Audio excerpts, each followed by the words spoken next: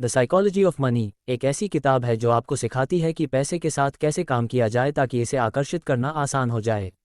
यदि कोई इस वस्तु के पीछे के मनोविज्ञान साइकोलॉजी को समझ ले तो बहुत सारा धन आकर्षित कर सकता है। कई बार कुछ लोग बहुत ज़्यादा पैसा होने पर भी हमेशा एक मीडियोकर लाइफ ही जीते रहते हैं, बल्कि कुछ लोग कम इनकम होते हुए भी लॉन्ग टर्म में करोड़पति बन जाते हैं। ऐसा क्यों होता है? क्योंकि वो पैसे की मनोविज्ञान यानी साइकोलॉजी को समझते हैं। तो क्यों ना अभी से पैसे के मनोविज्ञान को हम भी समझे और लाभ उठाए। इसलिए आज हम बात करने वाले हैं एक ऐसी ही किताब के बारे में जिसका नाम है द साइकोलॉजी ऑफ मनी, जिसे मॉर्गन हाउसल ने लिखा है। जैसे कि बहुत सी पर्सनल फाइनेंस की किताबें ऐसी चीज़ पर फोकस करती है जैसे स्टॉक मार्केट कैसे काम करता है, कैसे स्टॉक सिलेक्ट करे या एक पोर्टफोलियो कैसे बनाए, ठीक वैसे ही ये किताब आपको बताती है कि पर्सनल फाइनेंस है क्या और क्यों जरूरी है। हाउसल ने 11 प्रमुख बातों को बारीकी से इस किताब में समझाया है। नंबर 1, पैसा नहीं उसे लेकर आपका रवैया मायने रखता है। मॉर्गन एक कहानी में बताते हैं कि कैसे एक अमेरिकी सफाईकर्मी स्मार्ट इन्वेस्टिंग के जरिए करोड़पति बन जाता है।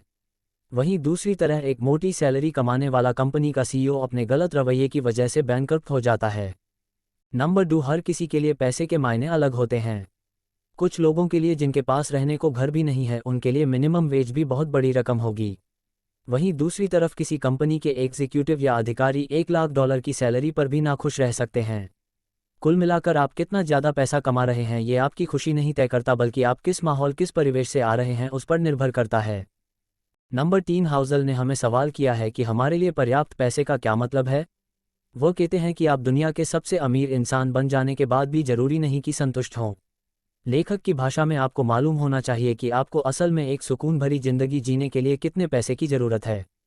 कुछ लोगों के लिए पर्याप्त पैसा वह है जो उनकी बुनियादी ज़रूरतों को पूरा कर सके, जबकि कुछ लोग एक आरामदायक जीवन जीने लायक पैसे को पर्याप्त समझते हैं। नंबर 4, हाउसल कहते हैं कंपाउंडिंग एक ऐसी प्रक्रिया है जिसमें ब्याज पर भी ब्याज कमाया जाता है, और ऐसा करने के लिए आप अपने इन्वेस्टमेंट पर जो रिटर्न कमाते हैं उसे भी इन्वेस्ट किया जाता है। धीरे धीरे ये प्रक्रिया आपके इन्वेस्टमेंट को अच्छी खासी ग्रोथ देती है। कंपाउंडिंग का असली जादू टाइम के साथ देखने को मिलता है। आप अपने पैसे को जितना ज़्यादा टाइम इन्वेस्ट रखेंगे, कंपाउंड इंटरेस्ट उतना ही आपके फेवर में काम करेगा। इतना ही नहीं, वारेन बफे के पास इतनी संपत्ति होने का क्रेडिट जाता है कंपाउंडिंग को। नंबर 5, अमीर होने और अमीर बने रहने में बहुत फ़र्क है। हाउसल हमें बताते हैं कि वैसे तो अमीर बनने के कई तरीके हैं, जैसे कुछ लोग गैम्बलिंग इत्यादि करके भी अमीर बनते हैं, लेकिन ये अमीर बनने का स्थायी तरीका नहीं है।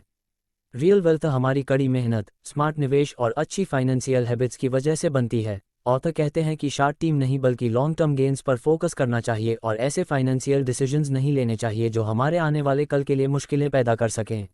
नंबर 6, बिना सोचे समझे रिस्क नहीं लें। मार्केट में हजारों कंपनियों के शेयर मिल रहे हैं, मगर इनमें से गिने चुने शेयर ही वाकई आपको अमीर बना सकते हैं।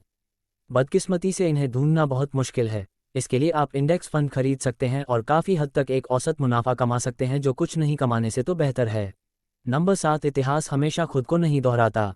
निवेशक हमेशा बाजार का अनुमान लगाने के लिए इतिहास के पन्ने पलट कर देखते हैं, मगर ऐसा नहीं है। इतिहास की परिभाषा में ये एक अप्रत्याशित और असामान्य घटनाओं का एक दस्तावेज है।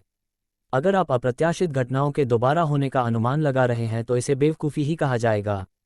मिसाल के तौर पर अमेरिका हर 4 साल में मंदी का सामना करता है, मगर 15 सालों से ज़्यादा समय बीत जाने के बाद भी वहाँ मंदी जैसी कोई चीज़ नहीं दिखती है।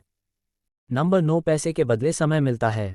आज हम जो पैसा लगाते हैं उससे पैसिव इनकम जनरेट होती है, जो एक समय के बाद आपकी सैलरी से ज़्यादा हो सकती है। ऐसा होने पर आप आराम से नौकरी छोड़ सकते हैं और जो आपका पैशन हो उसे फॉलो कर सकते हैं। आपको पैसे के लिए किसी के लिए नौकरी करने की ज़रूरत नहीं होगी और फाइनेंशियली फ्री होंगे। नंबर 10, भाग्य और जोखिम।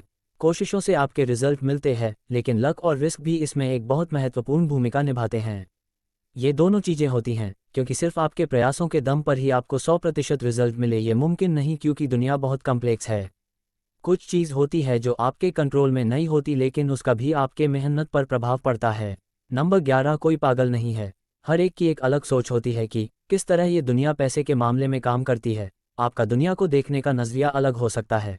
अगर कोई एक इंसान गरीबी में पला बड़ा है तो उसका नज़रिया पैसे के मामले में अलग होगा, लेकिन अगर तुलना करें इंसान से जो अमीरी में पला बड़ा हो तो उसका नज़रिया अलग होगा।